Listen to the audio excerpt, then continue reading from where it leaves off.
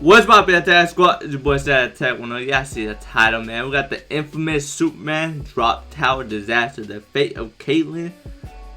I'm not even gonna try to say your last name. I'm not gonna try to disrespect you like that, but this one was just disaster thrown again, bro. I like these short videos, 9.5 minutes.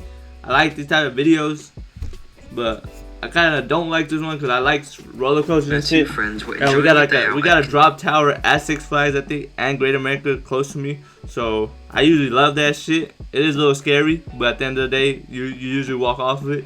But hey, Superman drop tower. When the unthinkable happened. Whilst riding the drop tower ride known as the Superman Tower of Power, the ride malfunctioned, resulting in horrific consequences that would change Kaitlyn's life forever. Oh, change it forever? Or, like, she changed? Whoa. The investigation into I thought she passed, so hey. Incident shone a light on a multitude of failures, showing the disaster could have been completely avoided. But what happened that day? And what happened to Kaitlyn? Yeah, what happened to Kaitlyn? Let's talk about it. This is the infamous Superman Tower of Power disaster. Drop tower, like how you survived the base set out? If she did. Kaitlyn and her family resided in Germantown, Louisville. Kentucky, around 2.5 hours from Kentucky Kingdom. Actually, Germantown is a neighborhood in Louisville, like known for its houses? German heritage and quaint urban setting. She lived with her parents, Brandy and Monique Lassiter, and attended Highland Middle School, where she was described as being well-liked and sporty. One student at Highland Middle School said, "There's like the popular group, and she was in that, and I knew her pretty well, but my sister was one of her best friends."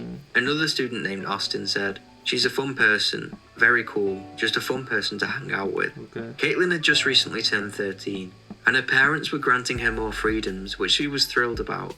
And on June the 21st, 2007, Kaitlyn had planned on going to Kentucky Kingdom in Louisville with two of her close friends. She was beyond excited. And that's crazy, because I'm trying to go to like Great America Six Flags. Like, I'm trying to go, bro, but I ain't got no one to go with my lame ass friends. As they rolled around, Randy and Monique dropped Kaitlyn off at Kentucky Kingdom, not knowing that theirs and Kaitlyn's life was about to change forever. Kentucky Kingdom is a popular theme park located in Louisville, Kentucky, and it first opened its doors on May the 22nd, 1987. The park spans 67 acres, has a water park, and features a variety of attractions including roller coasters, thrill rides, and entertainment. Some of these rides include the Lightning Run, a steel roller coaster known for its steep drops and intense airtime. Love the it. Thunder Run, a wooden roller coaster which opened in 1990, making that it one drop of the park's looks crazy. oldest Not coasters. crazy. It don't look too crazy, but that shit look like it would be fun. And of course, the Superman Tower of Power. That shit goes stupid. Kentucky Kingdom was previously owned by the popular theme park chain Six Flags, and in 1995, they debuted a new one-of-a-kind ride known as the Elevator, which would later be renamed the Superman Tower of Power. The Tower of Power was a drop ride which involves a vertical ascent followed by a sudden freefall drop. 1995. Riders are typically seated in a gondola, which is lifted to the top of a tall tower or structure using a system of cables, chains, or hydraulics. Once at the top, the gondola is released, allowing gravity to pull it down at a high speed. High-strength steel cables are integral to both the ascent and descent phase of the attraction. Well, I think that was a the cables lift the gondola to the top of the tower for a smooth ascent and secure it for the drop. During the descent, they regulate the speed. Riders would take a seat in one of the 4 carriages affixed to the tower.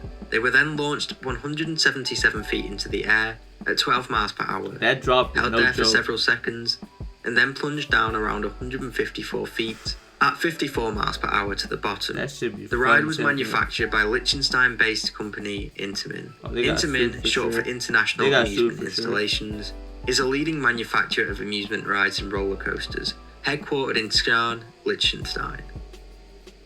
On that day, Kaitlyn and her friends had already been on a few rides before going on the Superman Tower of Power.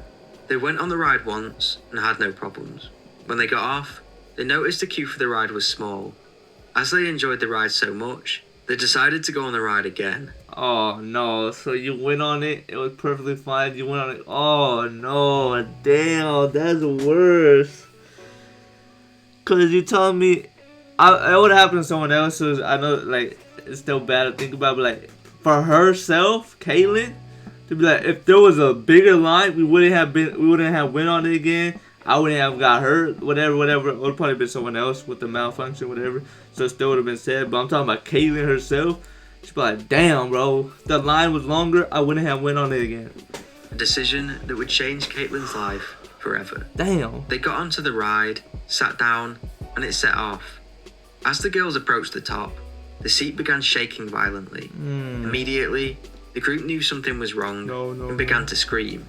Kaitlyn would go on to state, as we started to go up, we will... So she survived it. I'm assuming she lost her legs, something, because you coming straight down. As we started to go up, we were laughing about something, and then almost as if it jolted a little bit, or something like. Laughing about something, and then it is almost as if it jolted a little bit or something, like a whipping sound. During this shaking, a rope snapped, hitting Kaitlyn, which busted her lip. The group were now screaming for the ride operator to stop and do something, but nothing was done. She said, we looked up, and there were a bunch of cables falling, and this was only about 20 feet off the ground. It kept going up, and at that point, I had cables all over my body. What? How you not? What did? I don't know if what they could have done. If they could have brought him back like 20 feet. Like 20 feet is high. Don't get it twisted. But that ride's like 150, like or something like that. It said. So 20 feet is high. But when you kept, bro, come on. Was a cable hanging below me. I don't know if you could have done anything at that point, but like. Thinking quickly, you could probably brought removed one of the cables from her torso. She remembered the moment as the ride began the descent. She said, my lip was busted, I had cuts all over me, and I was bleeding and freaking out. I remember smoke and the smell of burning. I felt like I was going to die. I kept screaming, stop the ride. People were frantically freaking out. I remember something else fell on us, which was more cable. We even had cables around our necks, and we pulled them off. Something hard hit our head, and then we dropped. During the fall, one of the ropes had wound its way around both of Kaitlyn's feet. This shattered her left femur and severed both of her feet as they plummeted to the bottom. Her feet had now been completely cut off from the ankles below. According to one newspaper, as the car climbed, off from the ankles below. According to one newspaper, as the car climbed, the operator heard the cable snap and heard screaming, but didn't hit the emergency stop button in time. He hit it just before their descent, meaning that the locks on the ride were now stuck in place, which meant that Kaitlyn was now trapped in her seat. Emergency services were on the scene almost immediately, and once she was taken out of the seat, she was transported to UL hospital. Kaitlyn was in a bad way, but she was stable. I don't know. At the hospital, the doctors were able pain, bro. Oh no. to reattach Kaitlyn's right foot, but her left foot was too badly damaged to restore and had to be amputated below the knee. Miraculously, Kaitlyn survived. The ride was then closed. Did everyone else survive? But hey, thinking of an incident from the drop tail, I thought it was gonna be her gone and shit. But like, hey, she just losing a foot is kind of like, I'm not saying a blessing because that little incident, but it could have been much worse, is what I'm gonna say. But that's still crazy. Closed until further notice, never to be reopened again, as it was demolished a year later in 2008. An investigation into the incident was launched immediately, and it wasn't long until they found their answers. According to investigators, multiple elements converged to create a disaster, but the cable itself snapped due to fatigue and deterioration over time. Yeah, sue the ass, bro. The report did show, however, that it was scientifically impossible to tell how long the cable had been in bad shape, or to pinpoint one specific cause for the wire to snap. One of the experts brought in to examine the cable said it had likely deteriorated gradually. He believed if they were regularly maintained like the theme park claimed they were, they should have been able to spot it. In a deposition following the accident, John Smith, the park's ride maintenance manager since 1999, revealed the technicians for the theme park never did a hands-on examination on any of the 10 cables on the ride before the tragedy and never brought it to his attention. He claimed these inspections were part of the guidelines and that they should have been done every day. Smith also stated that the park did not lubricate the cables on a daily basis. In short, there were a series of failures and this incident could have been completely avoided. In the aftermath, the park was fined $1,000, and in response to the tragedy, the Kentucky General Assembly was fined $1,000. Completely avoided.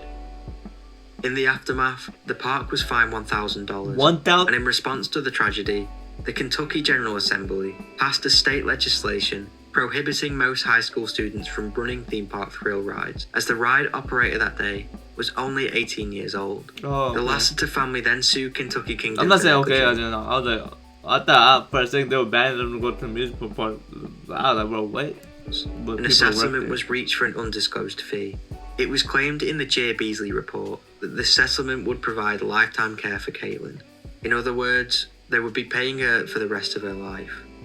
In another twist, the owner of Kentucky Six Flags sued Intamin, the ride designer. I told claiming you, they would I told you they were gonna sue that company the that built disaster. the ride. Of course, they didn't win their suit. Uh, Rides all They over tried. the world similar to the Superman Tower of Power were checked and made sure they were maintained up to standard. I don't know 5 if I want months to go on after the another drop accident, tower. Kaitlyn's parents told the A media lot of these people to be watch just our lazy, daughter bro. continually try to They'll be like, overcome oh yeah, we such checked extreme it, but they pain really don't check and it, bro. adversity. No one really. It's definitely been 5 of the most trying months of our lives. You really, After think, you really think people are out there gonna check every single day? During months No, of we pain don't and get lazy surgery, with it. Kaitlyn began walking with the help of a prosthetic leg and went on to tell reporters at Capitol Hill, "This accident has affected my life dramatically. If I would have died for some reason, I feel it would have just been passed on. But I'm alive and I fought and I'm here today. Hey, Now we're going to change it and go make it safer." Kaitlyn! In some brilliant news, Kaitlyn's replanted foot regained motor and sensory function, meaning today it is fully functional. It is clear that Kaitlyn is a remarkable woman who, against adversity and pain, fought every step of the way Shout to out. get where she is now. In recent years, Kaitlyn has kept out of the limelight and has not made many appearances in the media, which I don't blame her for. Yeah, If she does somehow come across this video, cause she just I wanted hope she's normal. found peace, happiness, and all of She this just wanted a is a normal life, distant bro. memory. Like, she didn't want As to. Like, that's gonna do it for that video. Road 2K. That's crazy. Last update. Okay, uploaded February 23rd, 3 weeks ago. But that's crazy, man. That's sad too. But the fact that I think it could have been worse is what I was thinking. So I'm gonna just say it could have been worse. Is what I'm saying. Road to 2K, I'll brother out. But shout out to Kaitlyn. I was like, I'm not saying it was alright what happened to her. Hell no, like she lost her foot. She went through that traumatic ass, all that pain she probably went through. But hey, Road 2K, man. That's what got, buddy. We out.